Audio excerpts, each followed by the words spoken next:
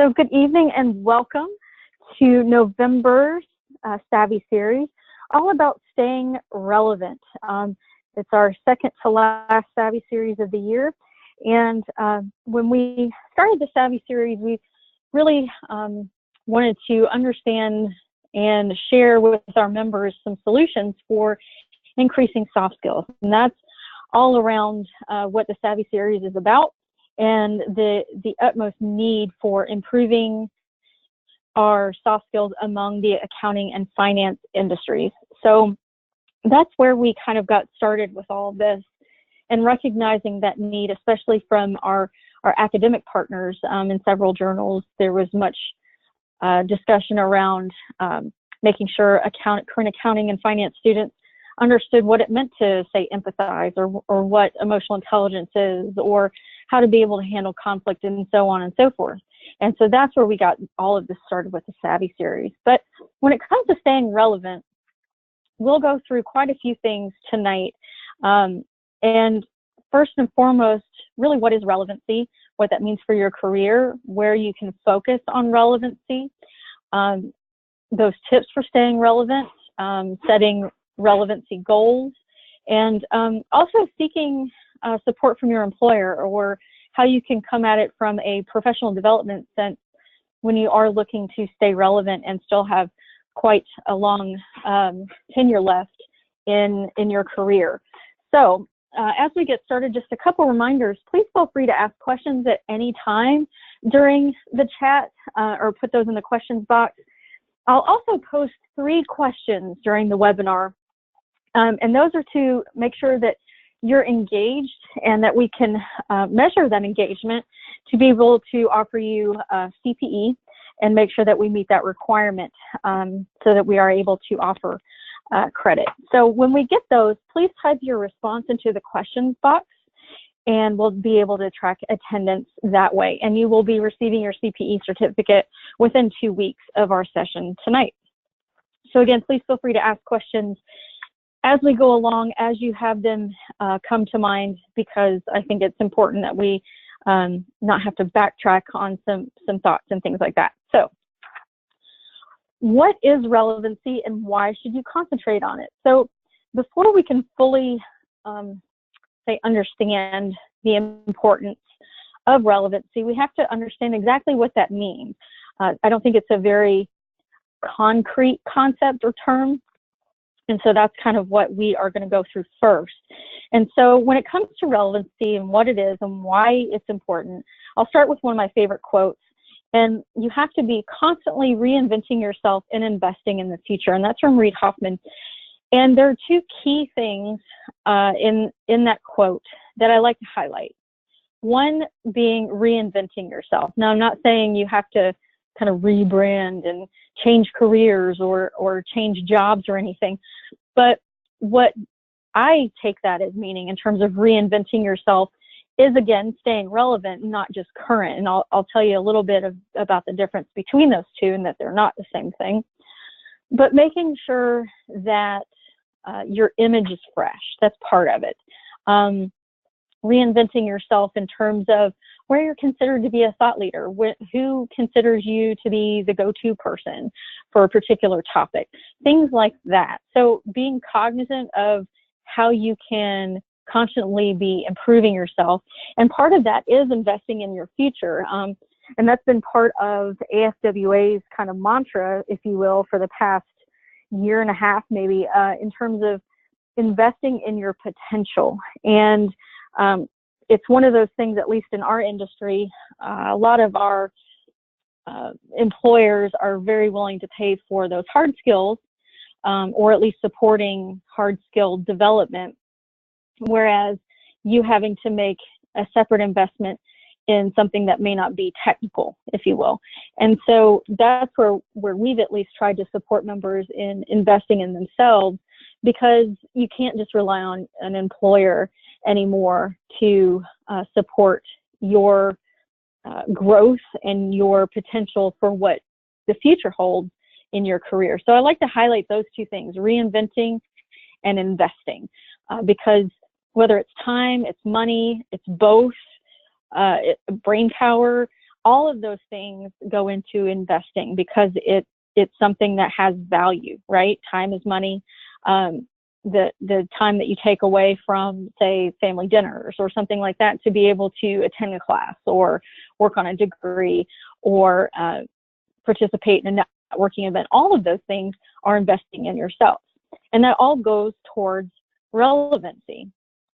So when we say relevancy and what that really means is it's one, different from being current, because being, quote, current is just about awareness. So making sure that you know the latest trends, you know what's going on in the industry, and so on. However, relevancy is action to make sure that you actually bring value or matter to, say, your customers, your clients, your teams, your employers. So essentially the way to think about it is that if you don't matter to your constituents, so employers, staff, other volunteers, what have you, they can go away and not care what you bring to the table because you're no longer relevant, which is, when you think about it that way, it's very, very scary. It's something to consider, not just keeping up with the thought leaders and the trends that are going on, but making actual use of them. And so this doesn't mean just technology, and I like to mention technology in particular, because making sure that you know the latest version of a particular software, or you, say, utilize social media more than the average person, things like that, which is great, but it's much more than technology. It's concepts, it's processes, ideas, ways of achieving goals. All of those things are what we do to stay relevant. But I mentioned technology because I think sometimes that's our initial response to things anymore, is to, oh, well, I have to be up on the latest tips and tricks for certain softwares or something like that. So it's not just that at all. And then there is an author, last name of Ross, who says that their team examines 18 different industries, and they cross-pollinate trends, buying habits, and cool disruptive practices for the purpose of enlightening organizations to the possibilities of extreme relevance. All of that to say that you can examine something, a trend, say, decreases in individuals who are itemizing their taxes, or, which I don't think is a thing, I think it probably is increasing, but regardless, it's one thing to know those things and know what's going on. But if you are able to, say, add another service to your book of business, things like that, because of a trend or because something has changed, then that's going to be what makes you more relevant to your clients or your customers. So that's what I mean when I say this is much more than being current. It's taking action. So there really are two parts of staying relevant. One is being current in terms of knowledge and knowing what's going on. But then the second part of that, and the true part of relevancy, is taking that information and saying, okay, we're going to do X, Y, Z. So we're going to change this process, or we're going to streamline this, or we're going to add a new service or product to attack this trend, or make sure that our customers are getting what they need based on these numbers. So that's truly the difference. But that also can be not just a company-wide or team-wide issue, it's a personal one as well. And that's where we're coming at this session from, or that viewpoint that we're coming from, is that relevancy within your own career and in your own life. So it doesn't have to be just your work. It can be in a lot of different arenas in your life. And so when I say your personal relevancy and not just work, so career, of course, is one, but also within your own industry. So if you're in, say, corporate finance and not in public practice, there's a difference there in terms of industry. And maybe there isn't use for you knowing different parts of industry, but maybe there is. your career as to like next steps or being able to move up, making a lateral move even. I mentioned small business because I know a lot of you are small business owners or work within a small business with the goal of either taking over that book of business or starting your own, because that is an animal unto itself. When you own a small business and you're by yourself or you have a small staff, you're the one making not only all the decisions, but the best way to manage your business, the marketing of your business, the recruitment of clients or finding clients, and so on and so forth. And so that's why I mentioned or kind of pull small business out separately, because that is very, very different, I think. I also mentioned like say board of directors or volunteerism, because we encourage, of course, our members to be involved. But I think more and more those people who are members of professional associations are involved in some way, shape, or form in terms of their volunteerism. But I've seen it on other sorts of boards and with individuals that I know that volunteer or serve on boards, that if they aren't up to date and making changes to how they run, say, a committee or how they run their board meeting, it very quickly will become irrelevant because somebody else is going to make those adjustments, which is going to be more appealing, say, to new volunteers, bringing new blood into the system. And so I mention those because most of us do that in some way, shape, or form, and making sure that we are still staying relevant on those topics, I think is really key. And then, of course, I think central to our membership and a lot of us, what we experience, we're either taking care of children or we're taking care of parents and or both. And so making sure that you take actions on, best care or best practices in nursing homes if you have to make that decision for a parent. And so I mentioned those too because those are really personal, but things that you have to make decisions and take actions on, not just knowing what is good and what is bad for those different aspects of your life. And so that's kind of a short list of what I could think of in terms of areas of relevancy. But I think all of you could probably come up with at least 3 or 4 areas of your life in which you take actions, you do things in which you need to stay relevant so that you can still stay involved. And so those are kind of the things I want you to be thinking about as we go through these 7 tips and how we set up goals to improve those areas of relevancy. What are those areas that you can concentrate on? I know for me, that would be, say, career and association management, but also, say, involvement in the grants profession.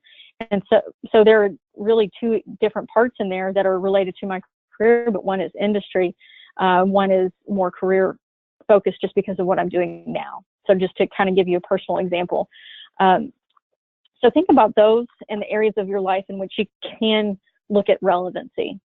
So I'm going to do our first check-in question. Now that we've kind of talked through some of these areas and you understand what relevancy is, our first question is, in what area do you struggle with staying relevant? So put your response in the questions box, and this is, of course, is for our CPE credit. Those of you who are participating and engaged, please answer this question of, in what area do you struggle with staying relevant? And it may be very specific, it may be very broad, but in terms of, say, an area of your practice or one single piece of what you do day in and day out. What are some things that you just have real struggles with not only staying current again, but actually taking action on what you're doing? So I do see several staying up with technology, but of course, how you use that technology. It's one thing to know what it is. New software, networking, volunteering, some great answers here.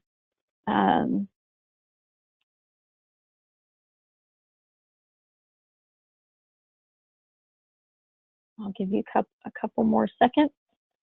In what area do you struggle to stay relevant? Networking, I think, is a good one for a lot of us. we know what we need to do. It's just a matter of actually setting goals to do it and taking action. What area do you struggle to stay relevant? And if you still need to answer this question, but aren't coming up with something, please put in there that you are thinking of an answer, you're not sure right now, at least so I know that you are engaged. But I would love to see a topic if you've got one.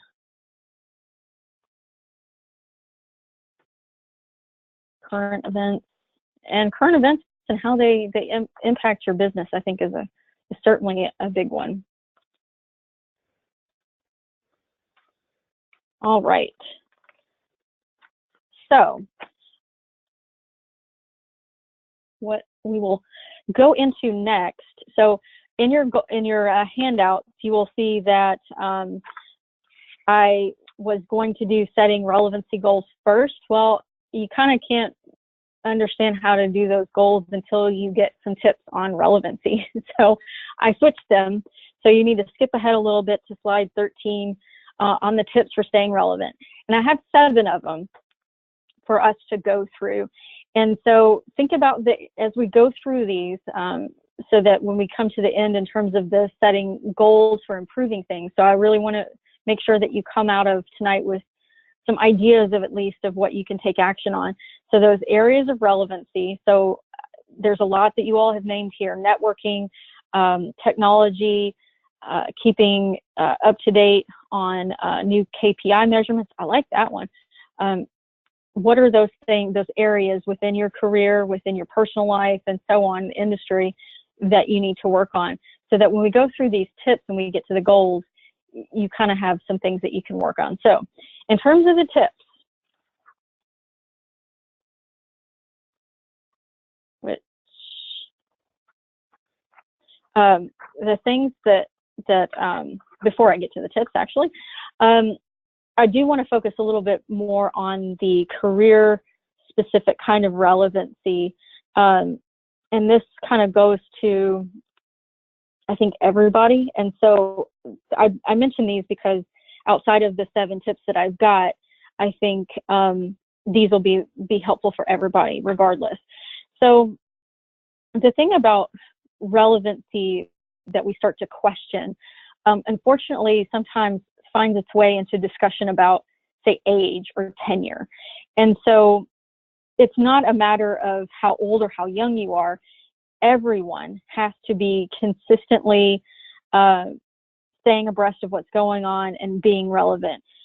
Whether you're going to a job interview or you're making the move to the C-suite after being in the industry for 20 years,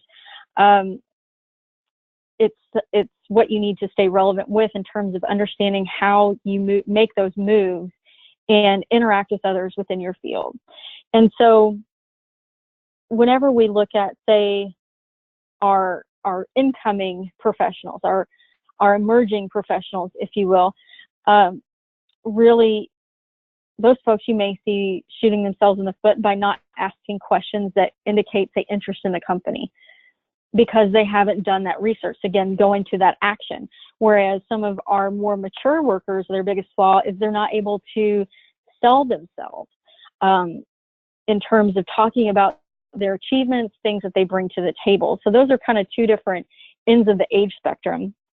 But then also, when it comes to career relevancy specifically, you always have to be able to manage first impressions. And when I talk about first impressions, Google yourself. I tell people this a lot in a lot of other presentations and discussions, and even when it comes to resumes and finding out what's online in the job search, Google yourself. See what comes up. If you have a common name, put it in quotation marks and say, type your city and state. See what you can find out about yourself, because people are increasingly going to start doing that whenever they have, say, meetings with you.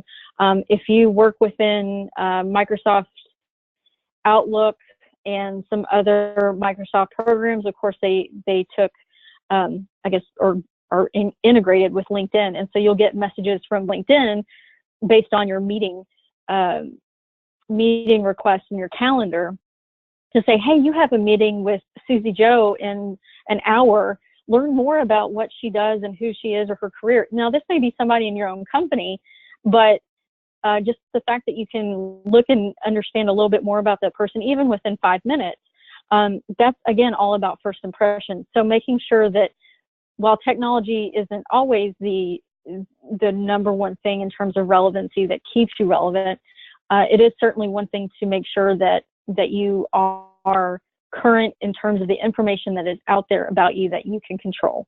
So I mentioned LinkedIn, but I also list here Twitter. And so I have a hard time sticking with tweeting, but the biggest thing that has been kind of recommended when it comes to relevancy is Twitter. And if you have a job and are ignoring Twitter, whether it's, oh, I don't have enough time, or, oh, I don't know what to say, you're making a relatively large mistake, and one that could actually hurt you next time you're looking for a new position. And I think this is the same thing of LinkedIn. If you're not on LinkedIn and you're making a career change or a job switch, people are going to look at your resume and they're going to Google you, and they're also going to look for you on LinkedIn. And my thing is, if I see somebody and they're not on LinkedIn, or they're on LinkedIn but very limited information, they don't have a headshot, they haven't updated anything, it makes me wonder how involved and engaged they are even in their own career. And so when it comes to Twitter, consider this. So today, nearly 50% of recruiters use Twitter to find candidates. In addition, we find that a lot of our recruiters within Legence and Robert Half use LinkedIn. So both of those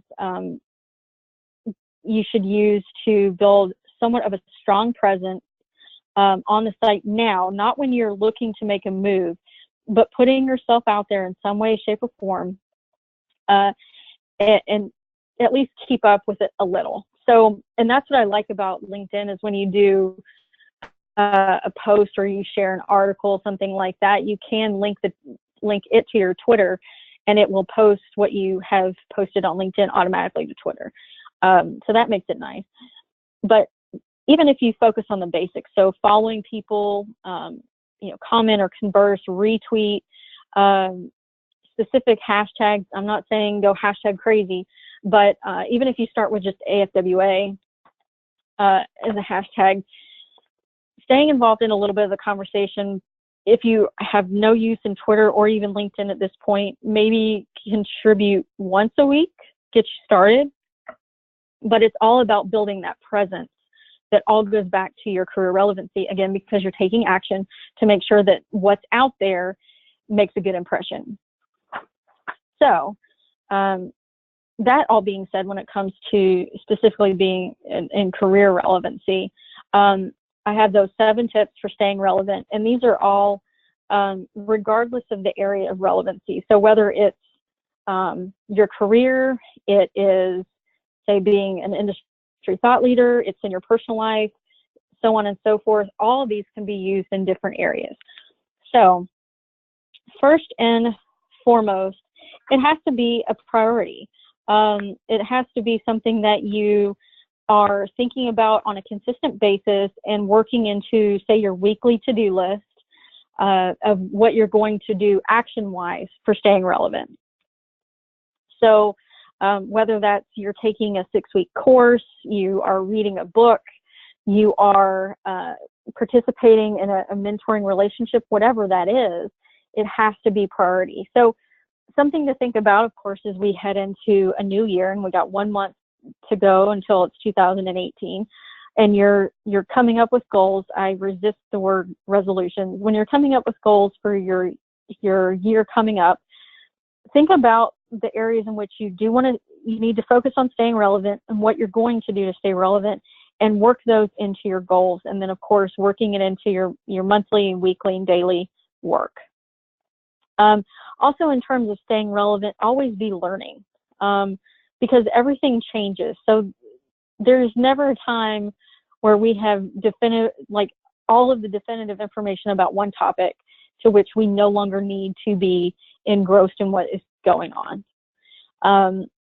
So that's why I encourage, it doesn't matter if you've been in your career for 6 months or 60 years, there's always something new to learn. The minute we don't learn and we shut out anything new or think that we don't need to learn anything new is the minute we become no longer relevant, because we're not only not being current, but again, not taking action on that information, whether it's changing a process, changing the way you do something, how you interact, all of those things.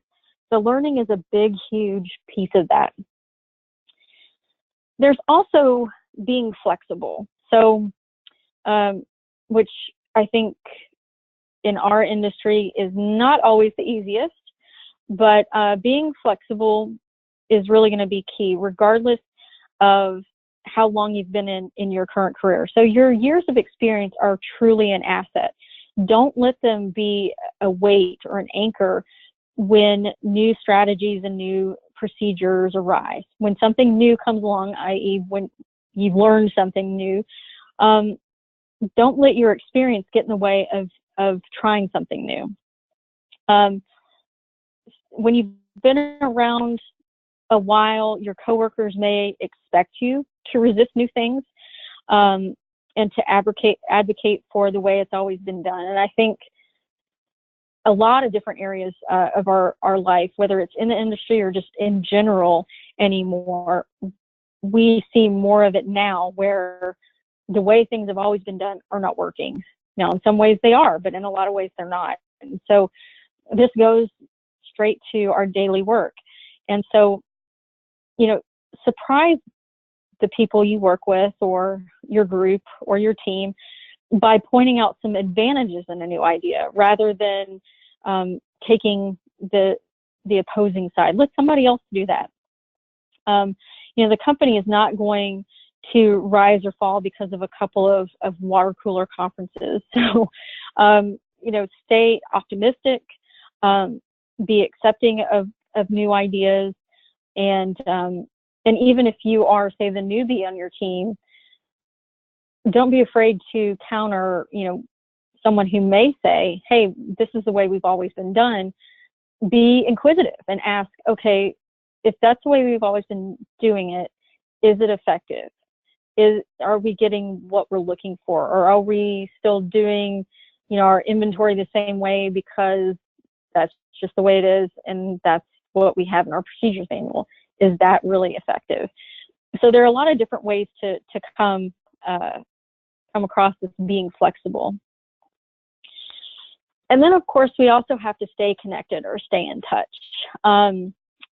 Jane House, who's on MSNBC, once said, many people who did not grow up with mobile devices are not in the habit of being available 24/7. And while being addicted to your iPhone or your Samsung has its own drawbacks, you need to adapt to today's business world where people check their devices after normal business hours. You can't force the world to slow down by simply refusing to be available, because your competitors will be available and your colleagues will move on without you.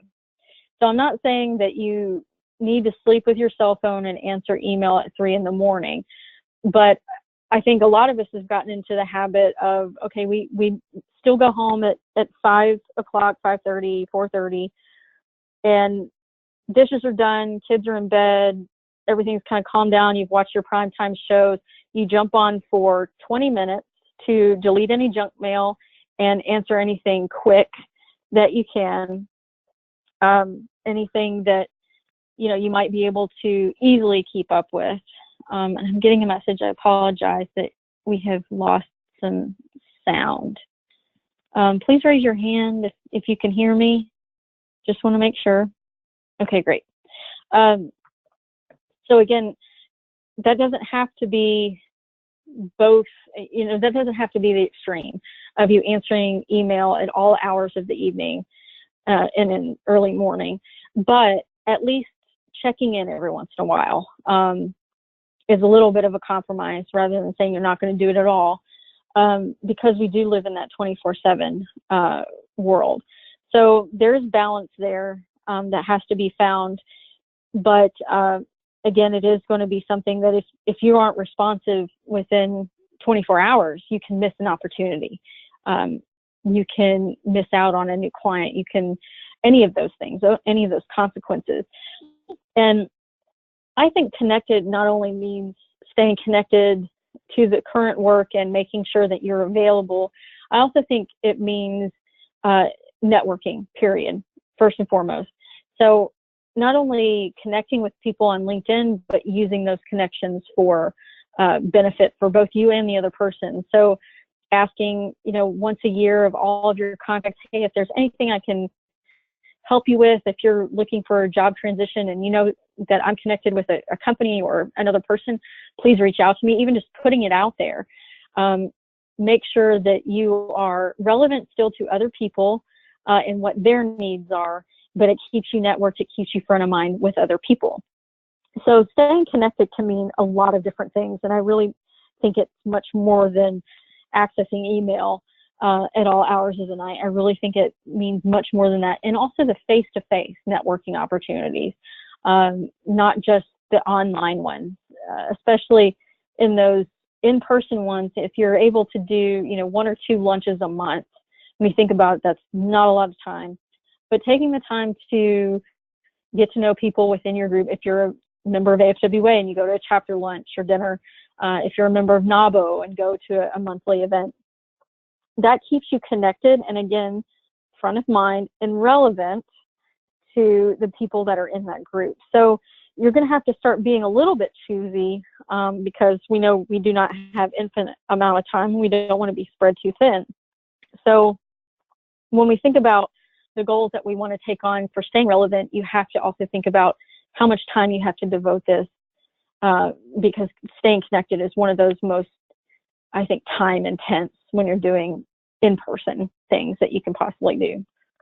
Especially if you go to conferences, other multi-day meetings, things like that. If you do 6-week e-courses, all that kind of stuff, that is a large time commitment. So our last 3, number 5 is being open. And that can mean a lot of things, but really first and foremost, being open to suggestions.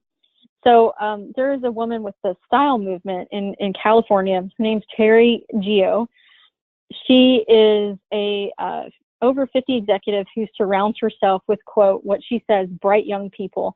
I always ask their opinions and share with them how things have transitioned. And they pick things up from me and adapt them to fit their own perspectives. And being open and engaging is the most important. And of course, she gains a lot from their different perspectives. So again, this is not just an age thing or an experience thing, but it can be or come across in a lot of different facets, a lot of diverse ways where you can hear ideas, take suggestions, and so on. So being open to at least hearing, you don't always have to agree. And I think that's where we struggle because we don't like conflict. Not agreeing is conflict, and that's not necessarily the case. So staying open to the suggestions of anybody on your team or clients or any other stakeholders really is going to be key to staying relevant. And one thing to watch, and this again comes from Terry, is, quote, be careful when giving direction to younger folks. So those of us who are more seasoned, have been around for 10 plus years, they don't want to feel like and this gets back to all the kind of Generation X and Gen Y and millennial conversations that we're probably all sick and tired of hearing. So on that side of our more experienced folks, our younger emerging professionals don't want to be parented. On the flip side of that, we also, and I say we because I fall within that whole millennial category, want to be heard and taken seriously and have worked to get into a career. And so there again, I think is a lot of balance. So knowing where we fall within some of those generational spectrums will be helpful in being more open, knowing what you can expect and what you should do to help the other group is going to be key. So number 6, which I personally struggle with, so do as I say, not as I do, is self-care. So whether that's mindfulness, meditating, yoga, jogging, tennis, going to the gym, journaling, spending time with family and friends. I personally, my self-care is baking. Whatever that is for you, making sure that you work in that time on a regular basis is going to enhance your presence at work. So when you're able to take a little bit of a breather, so if you get 2 weeks vacation from January 1st to December 31st, and you still have 2 weeks of vacation on December 31st, you are not practicing self-care. And that's going to start to weigh on you. So when you feel better, you have I guess, enhanced or more noticeable presence about you. You're able to be alert and be thoughtful and be able to think and converse and so on. So taking care of yourself, make sure that you are engaged in the conversation and relevant to the folks that you're immediately interacting with. So I hope that makes sense in terms of how that is relevant to relevancy. And then last but not least is always listening. So I've talked about listening before in several of our Savvy series when it comes to just communication in general, that hearing is not listening. Hearing is just taking in the information, not necessarily processing or using it. You just hear what's being said. Listening is not coming up with your own response in what the other person is saying. It is taking in what somebody is saying and truly listening to the content, listening to their tone, to where you're able to interact with that person and be engaged. The minute you start like not paying attention, not listening, then you're discounted from the conversation. Whenever I do like small group things or I go to a conference, if I have like say an attendee that I know is not listening, they're off in their own little world, that person is no longer relevant to me. I ignore them in the conversation because they're clearly not interested in being in the conversation. So that's going to be really a good way to control perceptions of you, is that you're listening. And the minute you are able to listen and interpret and understand and make suggestions, will keep you relevant in the group that you're in, or the conversation that you're in, the meeting that you're in, because you're able to do that. So as you listen, you're able to learn, which goes back to one of the first four, that you're able to be open when you're listening. And it also goes to flexibility. So listening kind of integrates with a lot of the other tips that you have. And also we can take on stereotypes of who does listen and who doesn't. And so break through some of those, whether it's a generational thing, it's a geography or regional thing or what have you. So-and-so doesn't listen because X, Y, Z.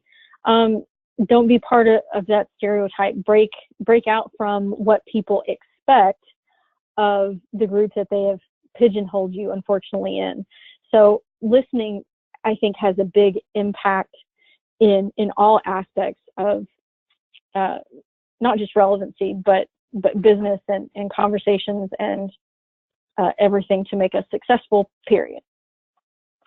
So after those 7 tips, and again, those being, and I'll go backwards just a little bit, priority, learning, flexibility, connection, being open, self-care, and listening.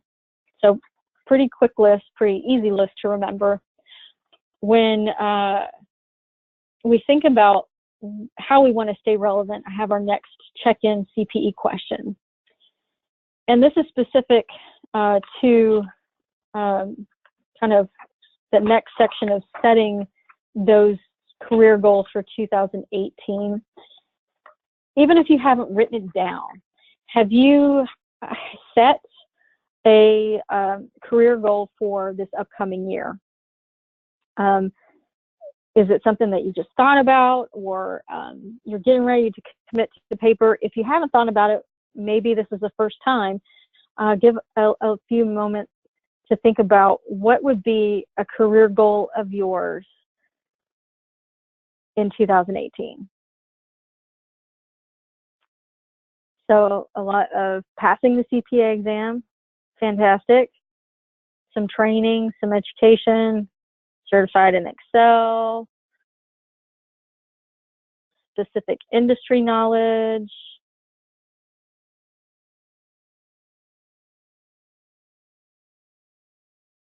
What would be your career goal in 2018?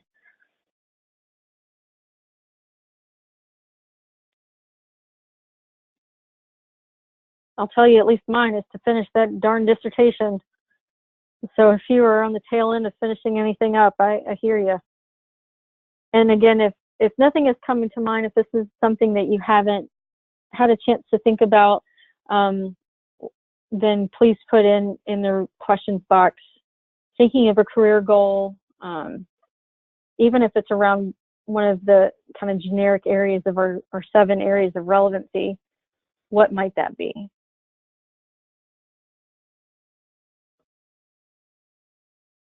I'll give you another moment to answer that one. More volunteering, industry volunteering. My favorite is also being more of a thought leader in terms of like sharing knowledge, whether it's sharing an article that someone else wrote or putting together a blog post myself. Those are always, I guess, in vogue career goals. They never tire with age, if you will. They never go out as a potential goal. Career goals through 2018. All right. So first we talked about what relevancy is and why it's important. We went through some specific things around career relevancy, but then also the 7 tips for relevancy. Again, those being priority, learning, flexibility, connections, being open, self-care, and listening. So when we think about this upcoming year, as you're setting those goals for 2018, think about where you want to increase your relevancy. So when we talked about like areas of your life, so not just career, but is there another segment of your life where you're looking to be more relevant? Is it within, say, your church community? Is it within your kids' school? Is it within your alumni association? So be specific on some of those things. And of course, that goes to the SMART goal process, which we'll go through. But get specific on some of those. So maybe for your career, it's specific industry knowledge, or maybe it is volunteering to participate on new task forces at work. What are the areas or segments? Even segment out your job if that helps to get specific, increasing the relevancy for next year. So think about the segments of your life and then prioritize them, because you may have a list of 2, you may have a list of 20. So we know if you've got 20, that might be a little too lofty. So then prioritize your top 2 or 3. Because we know with life, there are only so many hours in the day. So what is feasible? And maybe if you do accomplish them early, you got some on the back burner. But once you get that list together of the segments of your life in which you're going to improve the relevancy, prioritize them. And then we work on, of course, making SMART goals out of them. And so I'm sure many of you have seen this before. I stole, I think, this graphic from Melissa Sager when she did a goal setting one. But if you have not heard of SMART goal setting, this is just kind of a little bit of a refresher.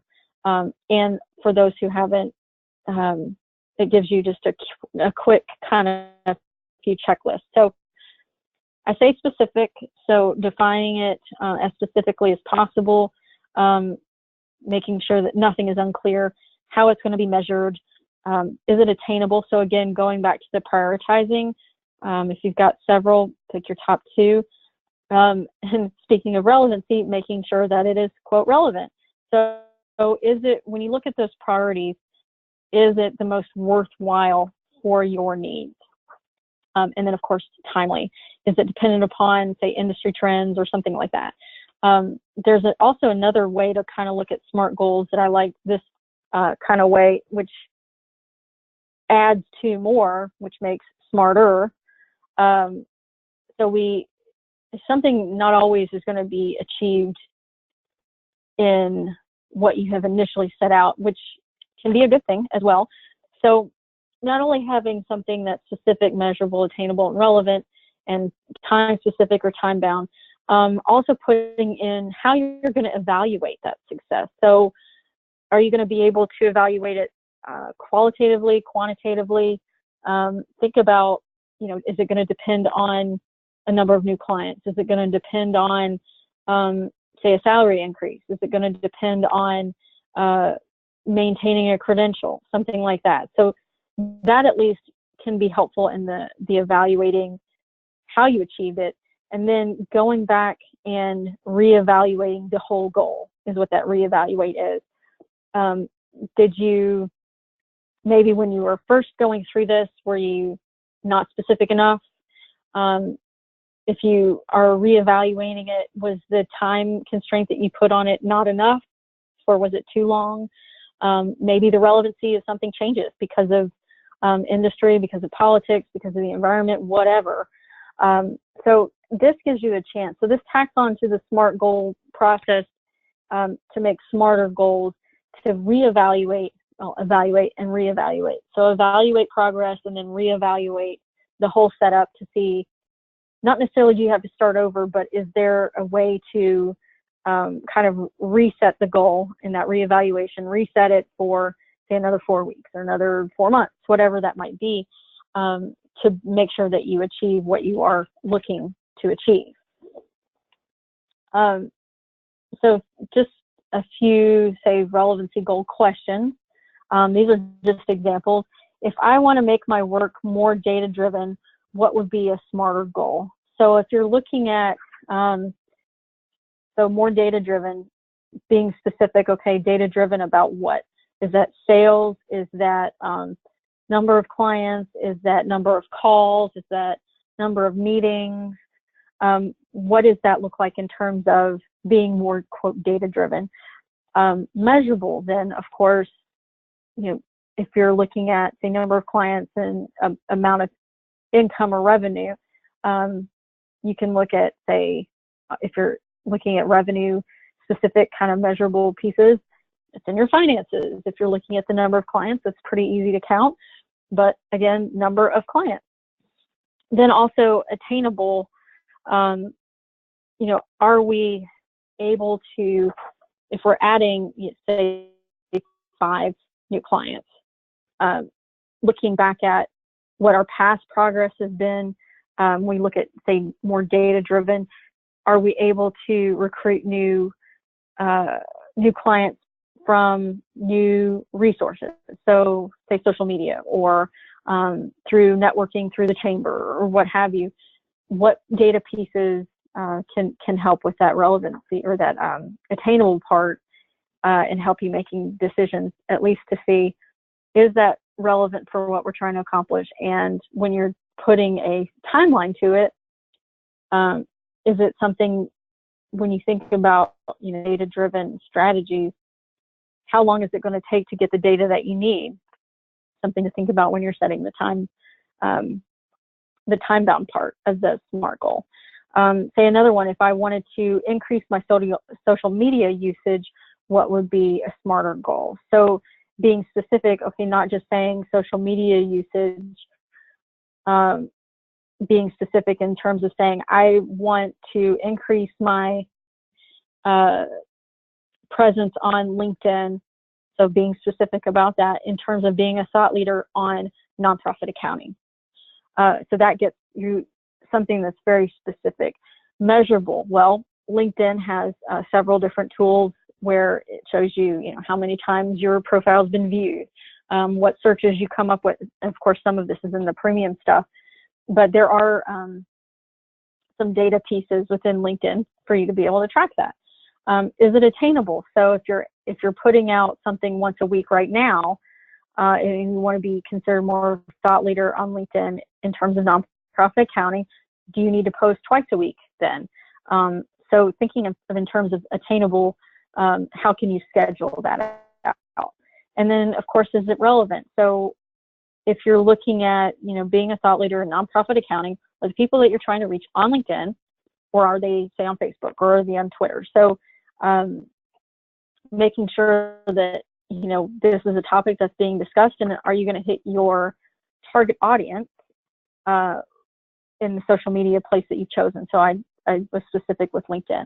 And then being, say, timely, we'll do this, say, for the first quarter of the year. Try it out. Say we're going to do 2 posts a week, whether it's our own content or sharing content of someone else's. That would be our goal. So hopefully some of those at least gave a little bit more concrete examples, if you will, to what that might look like. So one last CPE check-in. Oh, wait, no, I did, sorry, supporting from your employer. Then we'll do another check-in. So when I've mentioned relevancy and a lot of things like learning, networking, staying connected, spending time with social media, there are some things in which you're going to need your employer's support in terms of how you spend that time. And so if it's something that you need to approach them about, come at it from a lot of different viewpoints. So first, being able to quantify. So if we look at, say, the social media goal that we just talked about, and say increasing my social media usage on LinkedIn in regards to nonprofit accounting, that may reach 1,000 individuals in your major metro area each week or each month or something. If you're able to quantify it in that way, use that. But also, if you don't put more focus on being a thought leader in nonprofit accounting on LinkedIn, what would be the consequence of that? Are they going to go somewhere else? Are potential clients going to go somewhere else? Are you, again, what's the consequence of not being as relevant? It hits the bottom line. It hits the number of clients. It hits the number of staff because you don't have the clients to support staff. Then also come at it from the perspective of this is professional development, making sure that I'm not only up to date on trends and news and all that's going on, or the latest tips and tricks, but I'm able to use them. So it's something, just depends on where you work and who you work for and the kind of supervisor you've got. But making sure that they understand that this could be considered part of your professional development is staying relevant and getting out there and making sure that you are seen as relevant in the industry, which has a lot of benefits to it. And then choosing carefully, and of course choosing your battles with employers. What are you personally willing to put in? So if it is something in which on the learning side you are devoting yourself to, like, say, 2 hours a week on some online course or online networking or a Twitter chat or something like that, then are you willing to, of those 2 hours, one of those being on your own personal time, and say splitting the difference with your employer in terms of 1 hour being paid and 1 hour not being paid? Or are you willing to pay for the course if they give you the time? Same thing with a conference. If they pay for your airfare, you're willing to pay for your hotel if they will also cover, the conference reds, things like that. So don't come at it just from a perspective of, well, I'm the employee, you're my employer, and you should be interested in this because I say so.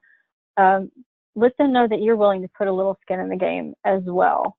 The thing about relevance, just when it comes to employment in general, as relevance slips away from you, the biggest danger is that you could become unemployable on the open market. So if something, God forbid, happened to your job, if you aren't relevant at that point, then there are going to be other people that are, that would beat you out for a job opportunity. So it's totally possible to, stick it out safely in your current job for a while, but, don't get comfortable with being comfortable. I think that was recently on a success podcast of being comfortable with the uncomfortable. Always try to keep your skills fresh and to the best of your ability. So think of it that way when you're coming at it from asking your employer for support. It also shows that they're relevant in the industry in which they are serving clients. And I mentioned our ASWA relationships worth counting on investment in your potential, just because for those of you who are ASWA members, we have all the Savvy Series recordings. We've got a lot of different ways to stay relevant in the things that we offer. But of course, that membership and the time that you devote to it is, of course, again, going back to the quote from when we first started, and that quote from Reid Hoffman is that this is an opportunity to invest in your potential and invest in yourself. So I just remind our members of that. Go and log in if you haven't in a while. Log into the member portal and check out all of the resources that are there to see what you can use, because you're already paying for them as a member. They come with your membership. Use those to your benefit. So our last check-in question, with 2 minutes left, when it comes to, of course, the ASWA benefit, whether you're a member or not a member, what's one area you would want ASWA to provide you development or learning opportunities? Is there an area in which you wanted to gain knowledge or stay connected, or be flexible when it comes to those 7 areas? Remember, is there anything in which you think that ASWA could help you in terms of providing development or learning opportunities? Staying connected, learning, suggestions for self-care, what have you. So any ideas that you would like to share, this again is our CPE check-in, please post those in the questions box. Some great suggestions: confidence in presenting, making presentations, local meetups, effective management styles.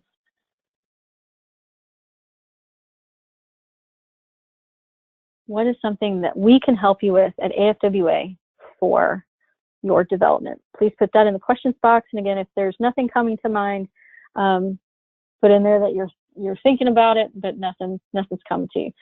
So I will leave that up for just a moment for you all to be able to answer that.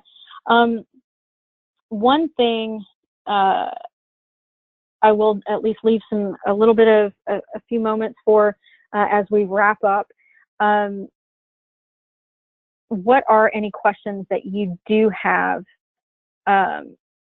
in terms of what we talked about today with relevancy, something that I might be able to answer? And so as you're answering this question and we wrap this up, don't forget to connect with us online on our social media stuff as well. We're able to provide you any assistance that we can from a national perspective.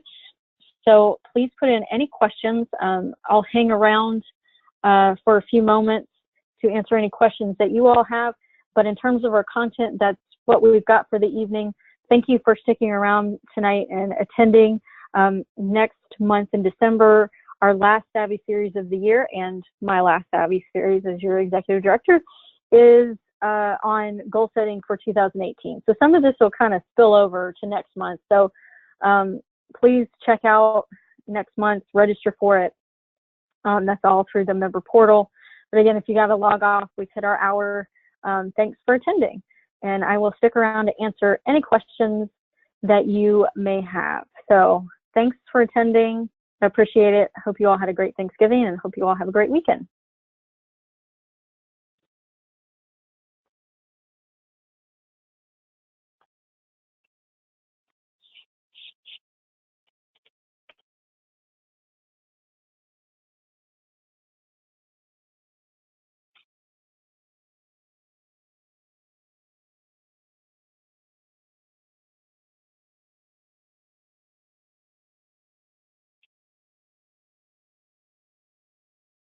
And if you do have questions about relevancy, happy to answer those.